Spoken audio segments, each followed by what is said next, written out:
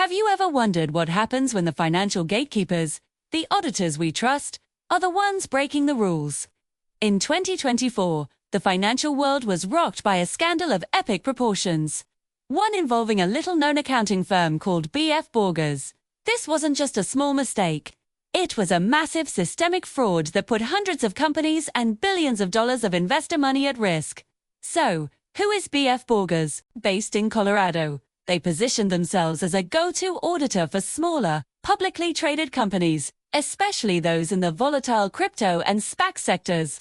They audited nearly 200 public companies, a surprisingly large number for a firm of its size. Their appeal was simple. They were cheaper and faster than the big, well-known accounting firms. For many small companies desperate to meet regulatory deadlines, this was an attractive proposition. But as we're about to see, you often get what you pay for. Story began to unravel in early May 2024, when the U.S. Securities and Exchange Commission, the SEC, dropped a bombshell.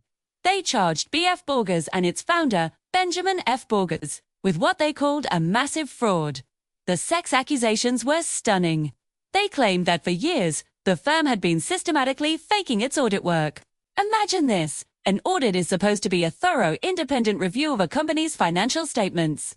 It's meant to give investors confidence that the numbers they're seeing are real. Bet. According to the SEC, BF Borgers was cutting corners on a jaw-dropping scale. The charges allege that in over 1,500 regulatory filings, the firm falsely claimed its audits were conducted according to official standards. In reality, they were anything but. The SEC found that the firm failed to perform essential audit procedures.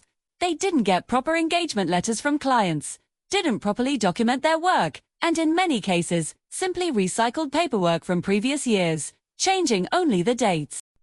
It was like a student copying an old homework assignment and hoping the teacher wouldn't notice. But this wasn't a classroom. This was the public stock market, where people's life savings are on the line.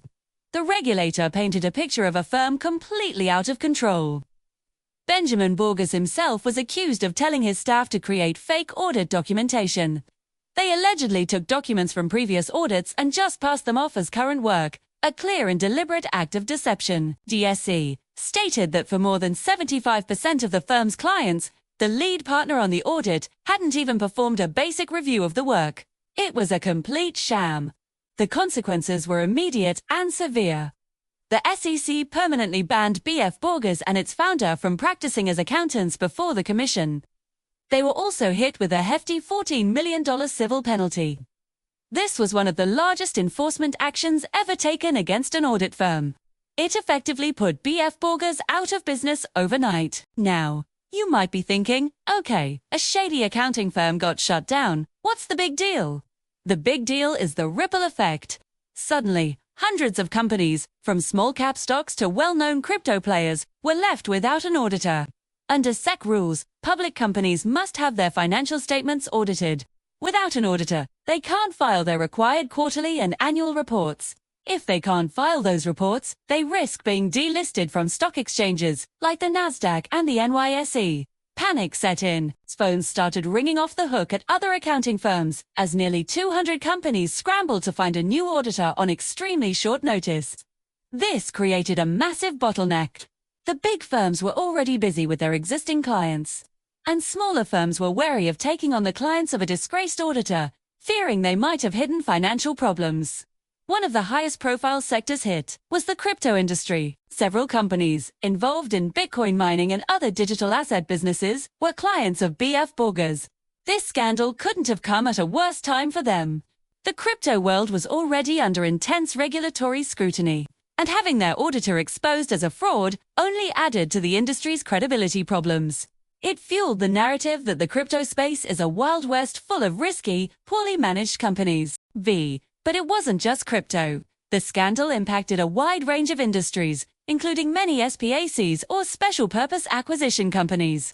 These blank check companies were already facing a tough market, and the BF Borgers fallout was another major blow. Many of these companies are now in a race against time.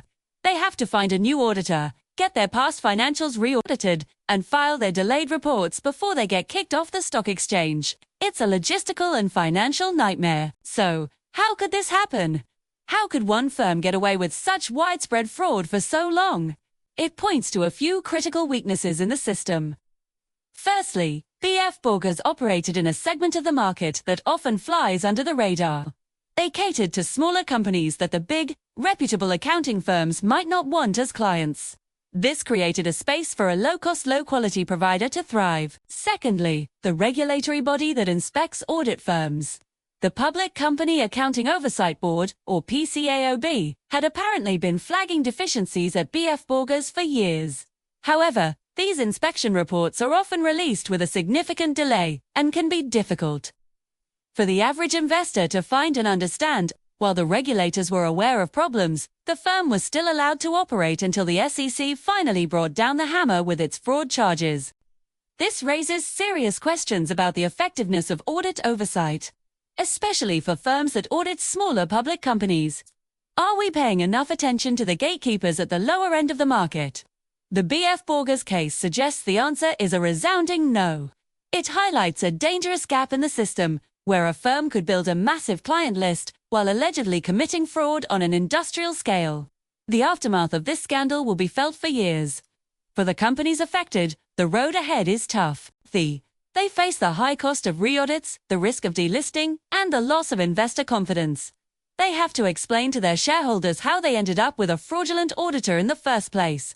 This will likely lead to lawsuits from investors who feel they were misled.